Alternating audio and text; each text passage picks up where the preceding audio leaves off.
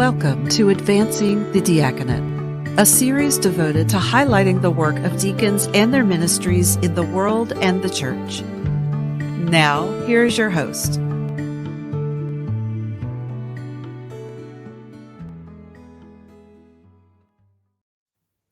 And hello again, everyone. I'm Deacon John Ray from the Episcopal Diocese of Atlanta, and I'm delighted that you came back to view another episode in our continuing series called Advancing the Diaconate.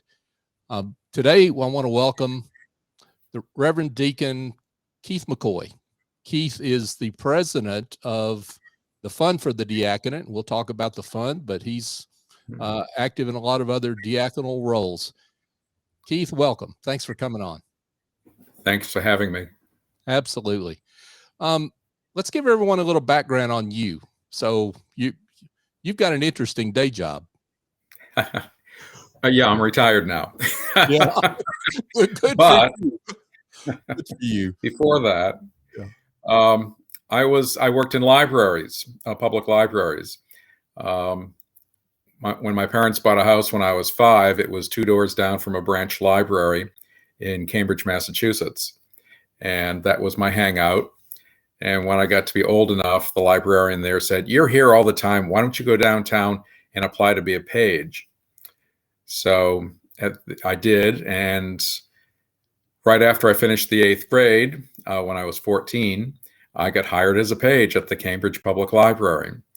And I worked all through high school and college. And the only thing you can do with a bachelor's degree in history is go get a master's in something. So I got a master's in library science. And I worked for the faculty for 2 years at Drexel University. And then came to New Jersey as an entry-level librarian. And to give a very short overview of my professional career, I was a director in 3 different public libraries and closed up my career as the assistant director of a county library system. I retired in 2017. I've since gone back to work as a consultant doing interim work for libraries that don't have a director. I fill in.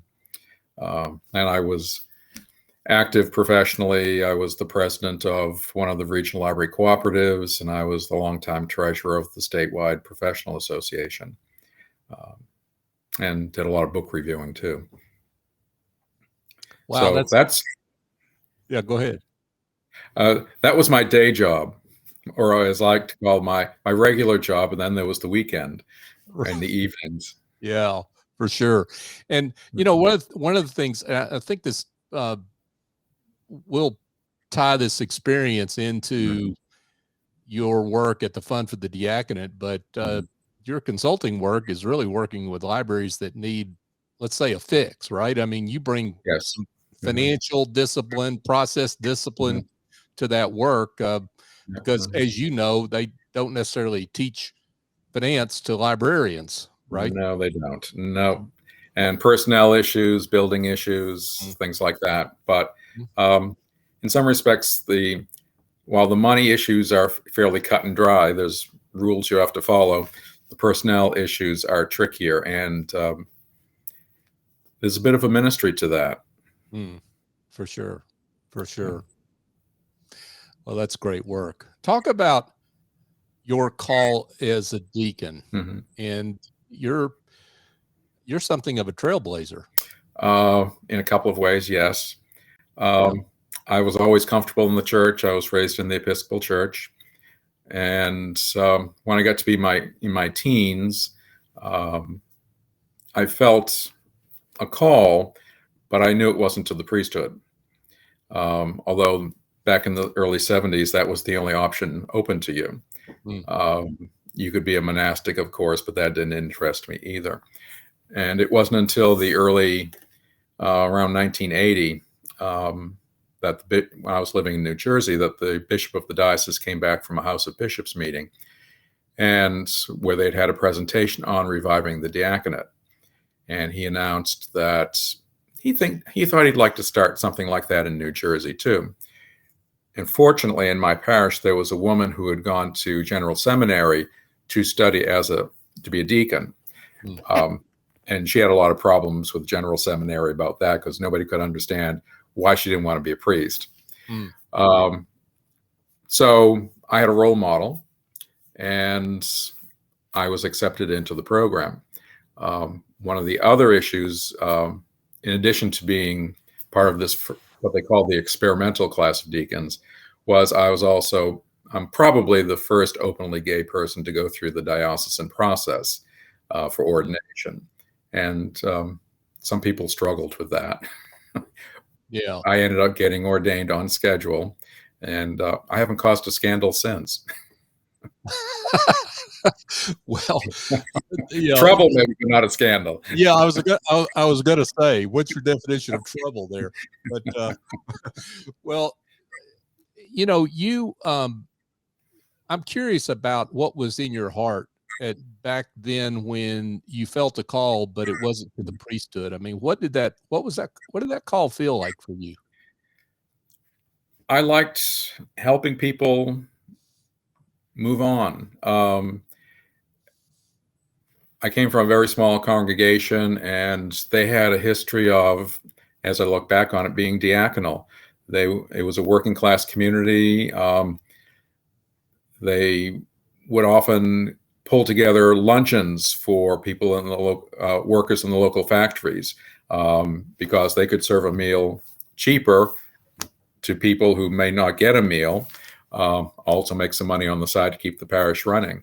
So I just grew up with this sense of being able to help people. And then, of course, as my faith grew, and I realized that I've been given gifts and by God, and I ought to be sharing them. So all of that sort of fed into a call to serve.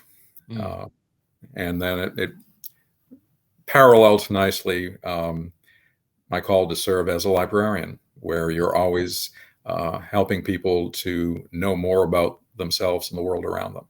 Yeah. Wow. Great story. Thank you for that. Mm-hmm. So you are the president of the Fund for the Diaconate. For those that don't know what the Fund for the Diaconate is all about, why don't you give an overview? Sure. Back just before World War I, leaders in the Episcopal Church and some of the other denominations all felt that they needed to develop a pension system for their clergy so that they could retire before they dropped while in harness.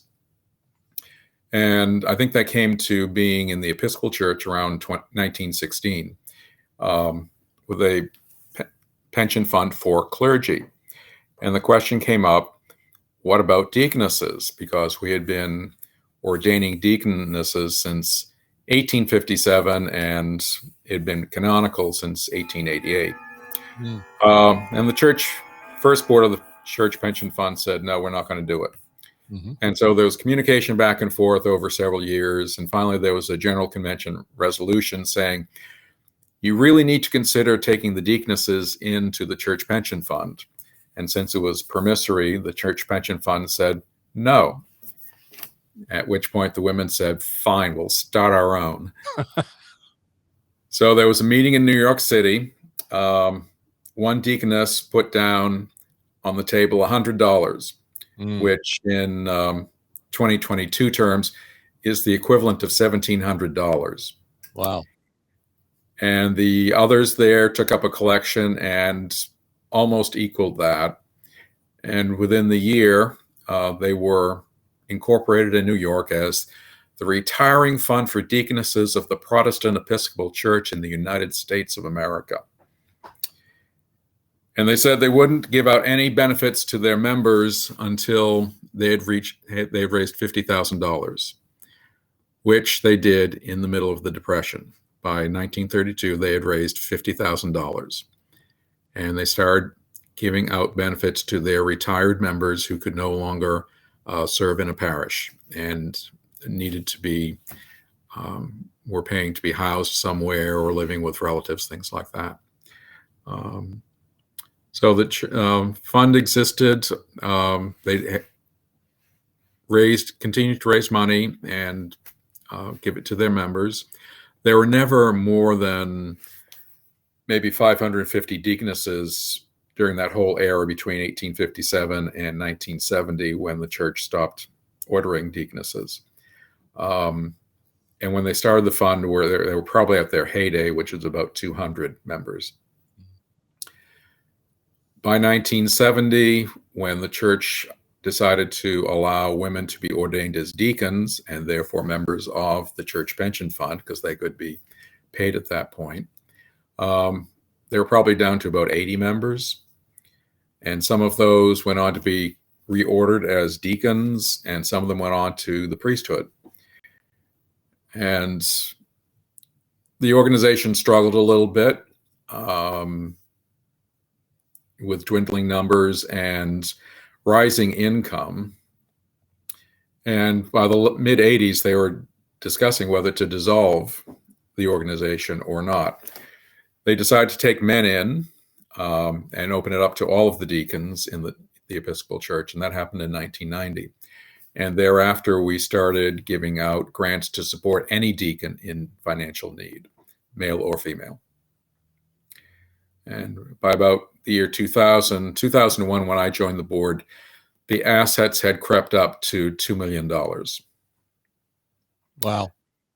But we weren't advertising it. It was sort of a back alley deal. You had to know somebody who knew the password, and then we send you an application. Right. So there was a long struggle to think about what can we do with this resource. You just can't show up twice a year at a meeting and get congratulated by the bankers on how well you're doing your investing. We've been given a gift. We need to use it. Yeah. And it wasn't until 2014 that we had the Hilton Head meeting. We were invited down there to be guests, and we turned it into a planning retreat. And Robert Franken, whom you interviewed before, yep. He was on the board, and he acted as our planning consultant, and we came up with our roadmap. And we've been following that roadmap with some detours and some added destinations ever since. But we've managed to transform the organization into something that helps a lot more deacons than we ever did before. And we'll get into that, but I think the organization is also now with this metamorphosis, something that honors the sacrifice and the dedication and the faith of those deaconesses back many years ago, right? Yes. They were indomitable women. The earliest of them ordained when people weren't even thinking that women could be doing ministry or should be doing ministry. And then even into the 50s and 60s, when, some of them are in the national calendar, like Harriet Bedell. She was one of the people who went where men wouldn't go. And she did ministry first in Alaska and then down in the Everglades. Anna Alexander ministered to the African-American community in Georgia when men wouldn't go there. And there's so many other stories like that. So they were sacrificial givers of their time and talent. And what we're doing now is we're rewarding those who have followed them and forgot to take care of themselves and plan for their later lives. Those deaconesses were used to getting underestimated, right? So yes, yeah. Mm-hmm. And forging ahead anyway. They did. So this metamorphosis of the fund into a fund which aids deacons when they really need financial help. Mm-hmm. Talk about how that happened, and I guess the scope of the need maybe is another way to get at the question as well. Sure.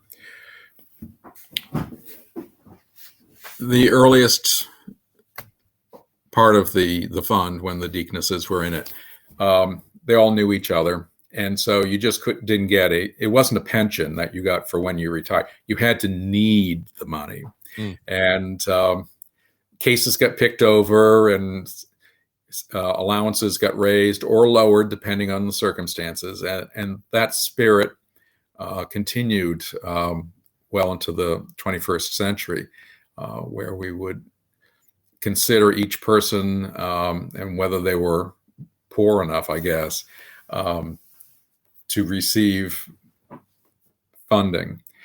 And one of the changes that we did was we hired a new, in 2019, a new grants administrator, Teresa Llewellyn, and she comes from a nonprofit background, and she led our thinking to the point where we shouldn't be raising people to the level that they can just barely meet their needs. We have been given a gift. We should be helping them thrive. So what we do is, in the application form, we know how much their expenses are and what their income is, and we fund them at about 107% of what they need financially, so that they're not living from paycheck to paycheck or allowance check to allowance check. Mm-hmm. We're actually giving them a little bit more money so that in case there's an emergency or they want to tip the person at Starbucks or something, or the barber, they can do that. We're not keeping them down to that last penny. Mm-hmm. And the other thing we did was, after we had gone through some legal changes, and we worked with our attorneys and our auditors on changing our IRS status.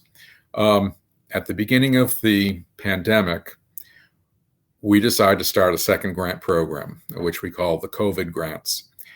And this was the first time we'd done anything different, but it was designed so that any deacon whose household was impacted by the pandemic, either the spouse had been laid off, or they had come down with COVID and had some unimaginable healthcare bills, we were able to give them some grants relatively quickly. There wasn't a long process. We calculated it, just pulling numbers out of the air, at $15 an hour times $35 hours a week. $525. We could give them a week's pay per month. Mm-hmm. At minimum status, and we would do that as long as they had the need. And we've changed that as we've seen people go through the program, but we ended up helping, I think, close to 4 dozen deacons through these COVID emergency grants. People who lost jobs or had catastrophic health insurance. There was one deacon. She was hospitalized. We the committee looked over the application, gave her the grant, and she died like 2 days later from COVID. Wow. But it helped cover some of her, in a little way, some of her health expenses. So we've since made that program permanent. It's now called our Emergency Grant Program.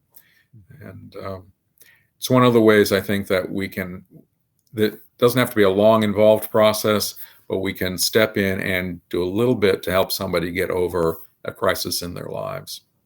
Yeah. Well, I wish you would. I want to come back to that mission and those grants and how that money gets distributed. But obviously the fund had to have grown over the years to be able to fund that expanded work. Mm-hmm. Say more about that. Sure. The early deaconesses were very good about raising money, and a lot of people felt very touched by the ministries. As I mentioned earlier, they were able to raise $50,000 in the midst of the Depression to start off. And over the years, the UTO, variety of ECWs across the country. Some of the deaconesses came for money and left bequests. and they were always very, very careful stewards of their money. And starting in around 1980, when the number of deaconesses really went into decline, at the same time, we were still getting donations, and those paths started to cross on the chart, and they consistently took in more money than they spent, to the point where I think I mentioned that when I joined the board in 2001, we had $2 million in the bank. We've done well with our investment company, Bessemer Trust, and the assets have continued to grow, even though we have been spending more money on putting out the word. We've hired a person to manage our communications. We've hired a grants administrator. We try to show up at more conferences now. We've joined the Episcopal Parish Network so that we can talk with people who give out grants, as well as pick up information about how to manage major endowments, which we have. So at this point, even though we took a hit during this 2022 recession, our assets are still over $7 million. And we've given out, I think in the last 9 years, over $1 million in grants to deacons. Wow, that's such great work.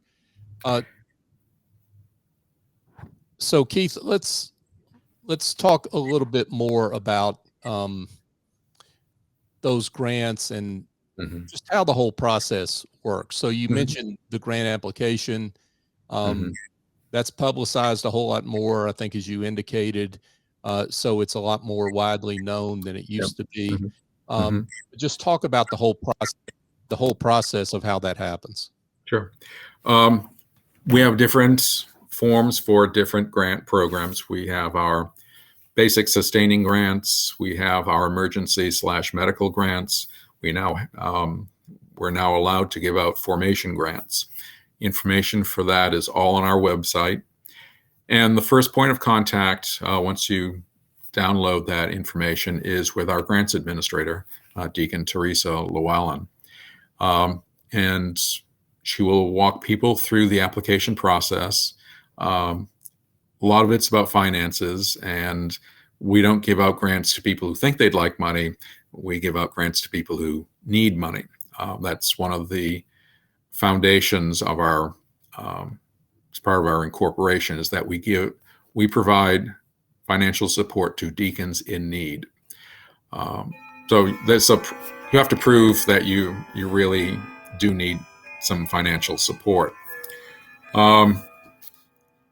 Some of our grants, the smaller grants, get approved in committee.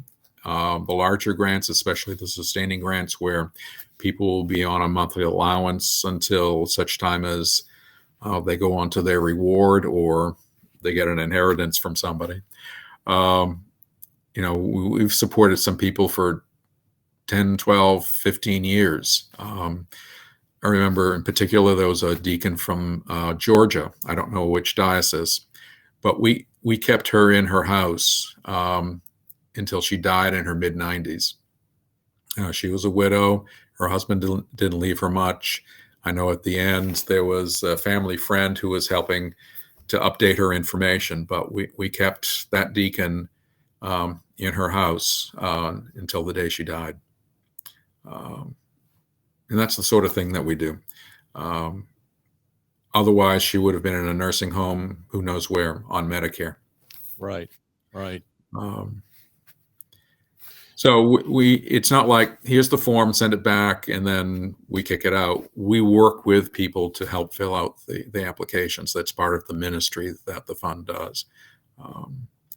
And we try to be more visible. We now do regular articles in Diaconate. We work closely with AED. We try to get around to some diocesan conferences and some other major conferences. For years, the deaconesses used to go to General Convention, but their numbers dwindled, so they stopped going sometime around 1980. Starting in 2015, the fund for the diaconate has been back at General Convention talking about our ministry. And I remember in particular, Bishop Gibbs from Michigan came up to us at 2018, and we had helped a deacon in his diocese who had had a real emergency, and we stepped in significantly to help her. And he said he would be eternally grateful to the fund for everything that we did to help that deacon. And that was gratifying, that he just walked up and said, "Thank you." Wow. Yeah. I'm glad you brought that up, because I was going to ask about that. And I know he's not the only bishop that's done that, that has spoken to the effectiveness of the fund in being helpful to deacons in need. You've got lots of stories like that, don't you? We do. There's a brand new bishop came in and found out that one of her deacons was rapidly falling into dementia, and working with that bishop and their canon to the ordinary and a family friend, we've worked to help that deacon move into assisted care, and they've taken care of selling the person's house and covering her debt, so that in her last years she'll be taken care of comfortably, even though she won't realize it. But this was a bishop, I think she had been in office about 2 months before this issue landed on her desk. And fortunately, we send out a letter every February to all the diocesan bishops, introducing ourselves, reminding them that we're here. I include a few bookmarks with our QR code and information about contacting us. And her new canon had gotten one of those bookmarks and said, maybe we should call these people. And so it was through that connection that we were able to respond and assist. Yeah. Now, you mentioned the formation grants. I've got to say, just so everyone knows, that's one place I plug in. I'm on the board of the fund, and am on that committee. Yeah, that's right. That's right. I got the appointment from the president there. But talk about the need behind the formation grants and why that whole program was instituted. As we've done our strategic planning and we've looked at the membership of deacons, and we've worked with the Church Pension Fund. We meet at their offices every October, and we usually get a presentation from their officers, including Matthew Price, who's their chief statistician. And one of the things that we're aware of is the aging of our order, that the average ordination age, I think, is like 62. And of the 3,200 deacons in the Episcopal Church at this time, at least half of them are over 72, which is the canonical retirement age. So we're aware that if this order is to mean anything to the church and the world, we need to encourage younger people to become deacons. Well, I was a young deacon. I was 31 when I was ordained, but I was single and I didn't have a family. But what happens if you're somebody who's juggling, you've got a secular job and you've got 2 kids, and your husband works or your wife works so many hours per week? How do you handle the expense? We recently did a survey of people who are in the process. We had about a 25% response rate, judging from what we know. And what was pretty clear was that something like 75% of the people who are in formation receive no parish or diocesan support for their formation. So we're expecting people to squeeze the church literally into their budgets, pay for their own formation and ordination costs, such as the psychological exams and the medical exams and tuition, things like that, and then start a ministry for which they're not going to be remunerated either. That's a great sacrifice. Many people are willing to make it, but it also keeps a lot of worthy deacons from being ministers in the church. And so we started the formation grants to help alleviate that in some way. We picked an arbitrary figure, saying that people had to have an income of less than $60,000. And I think we adjusted that for people who are in a household with more people. But we will cover expenses of tuition for their diocesan program, their travel expenses to and from class. If they have to stay over, we'll pay for their housing. If they need someone to take care of their kids or an aging parent or a spouse who's incapacitated, we will help pay for that, up to $1,500 a year. That's been in place for a little over a year now. We haven't had a lot of attention or applications for it. So we're going to give it another year or so, but we may need to raise the ceiling on that and say that household incomes of maybe $90,000 and below would be eligible. We're still shooting in the dark on this, but we know that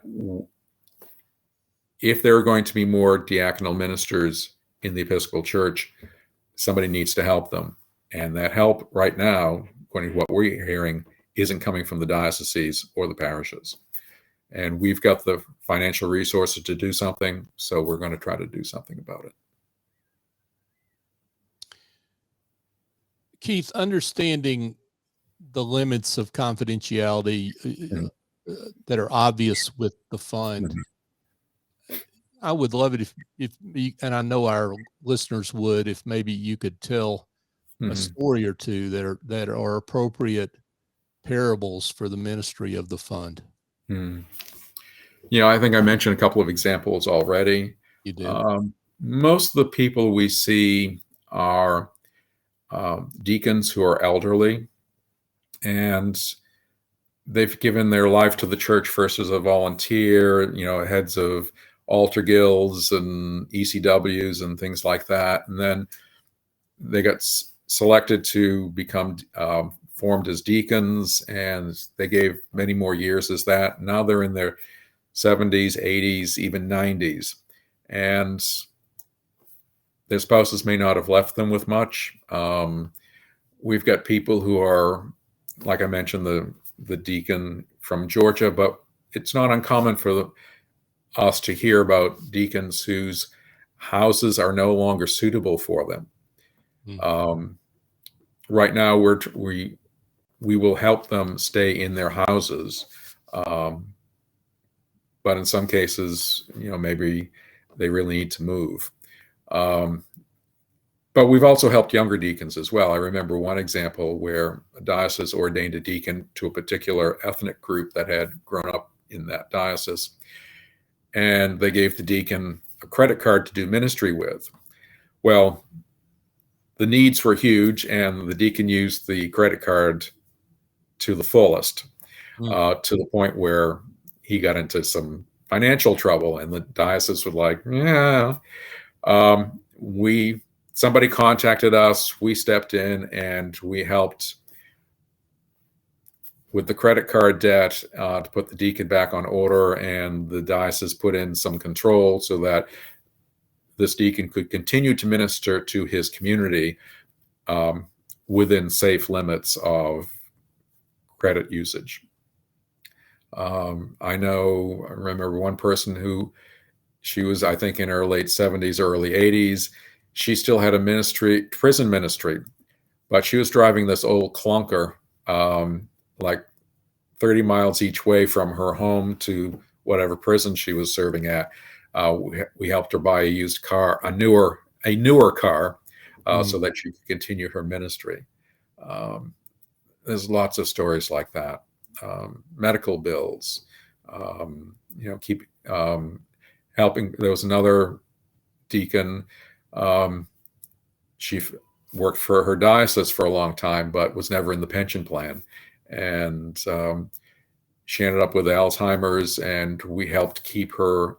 She ended up going into a nursing home, and we helped pay for her care because she had never joined the church pension fund. Her diocese hadn't seen to that. I think that's changing now, but we deal with situations as they are, not as we wish they had been. Yeah, for sure. Maybe a parallel question. For you, where does God show up in this ministry? In my life as a librarian, I always have people coming to me with questions. Sometimes it's as simple as who's buried in Grant's tomb. Other times it's a little more complicated. And I think for the diaconate, for the fund for the diaconate, the questions are, I'm in trouble, can you help me?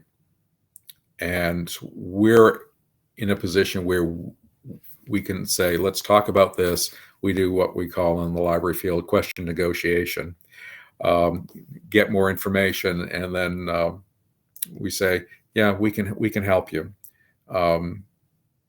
Either make things better or help you make a change in your life where you can go back to where things were.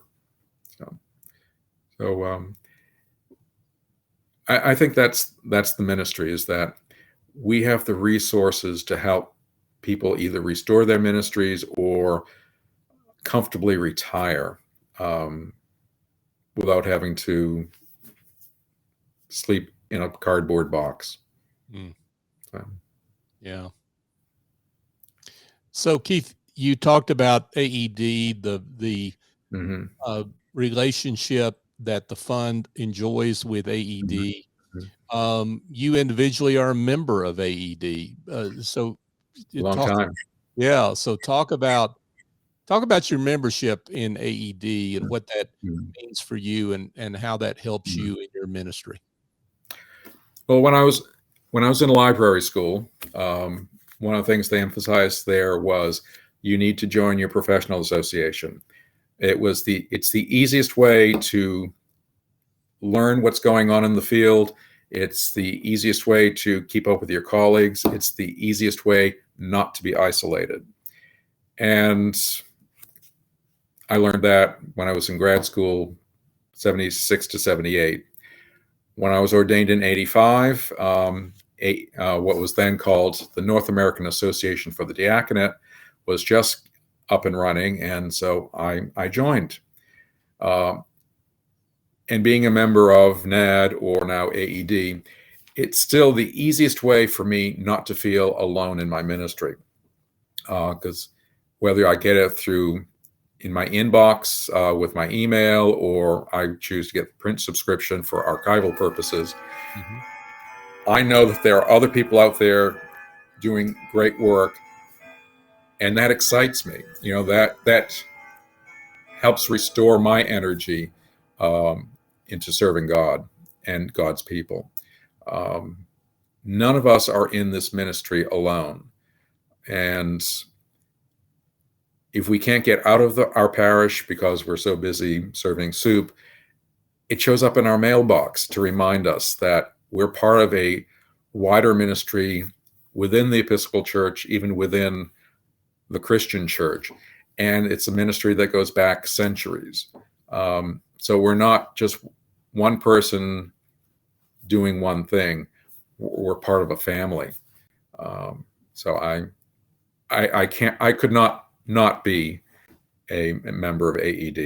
It's how I connect to my order and my ministry.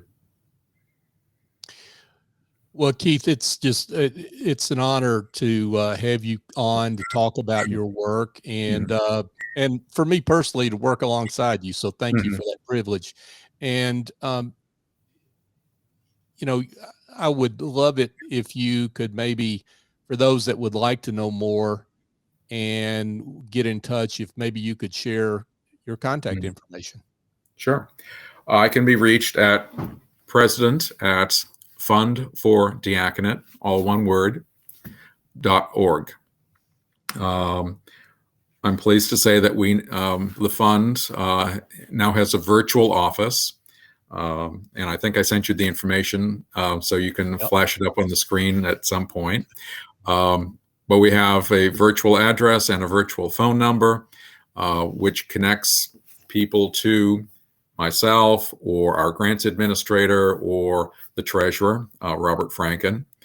There is our website, fundfordiaconate.org, and we try to load all of our forms on there. In the coming year, we're going to start translating parts of the website into French and Spanish, because we're not just the Episcopal Church in the United States. We have dioceses in Taiwan and in Europe and Haiti, Puerto Rico, the Dominican Republic, places like that. So we just don't serve English speakers. We're trying to reach as many people as possible in as many ways as possible. The Reverend Deacon Keith McCoy, if my microphone will let me say that. Keith, it's been a pleasure and an honor again, and thank you so much for your ministry and the terrific example that you set. Well, thank you for having me, John. It was nice to talk about the ministry and hopefully touch one or two more people, if not more, with the information that we're here to serve. Absolutely. And in that vein, folks, this series called Advancing the Diaconate is a joint venture, a joint endeavor, I should say, of the Association for Episcopal Deacons and for the Fund for the Diaconate. This series is devoted to highlighting the work of deacons and their ministries in the world and in the church. It's also part of a fundraising campaign to support deacons in their work. If you'd like to learn more on how to support deacons and those they serve, you can go to episcopaldeacons.org. That's the website for the Association for Episcopal Deacons. Or as Keith mentioned, you can go to fundforthediaconate.org and you can find more information on the fund there. You can also email campaign@episcopaldeacons.org or treasurer@fundfordiaconate.org to ask particular questions and to get more information. And if I could make one last point, John. Please. I'd like to say that even though I said that we had $7 million in that we work from, the needs exceed what we can supply. So that's why we're looking for additional money, and we invest whatever we're given so that we can extend it into the future. We couldn't do what we do today if the deaconesses had not been careful with their money. So we're careful today with what people donate so that we can serve deacons in the future. Thank you for that. And just to add to that, part of the purpose of that episode that we did with the treasurer of the fund, Robert Franken, was to talk about bequest to the. So if that's something that you're interested in and want to know more about, again, you can email treasurer@fundfordiaconate.org, connect with Robert, and he can tell you more about what your options might be there if that's something you're interested in as well. Terrific. Again, Keith, thank you so much for joining us. You're welcome. Yeah. And again, folks, I'm Deacon John Ray. Thanks again for joining us on this series, Advancing the Diaconate. Thank you for joining us on Advancing the Diaconate. This series is a joint production of the Association for Episcopal Deacons and the Fund for the Diaconate, who support deacons and their ministries today and tomorrow. Join them and add your support for deacons.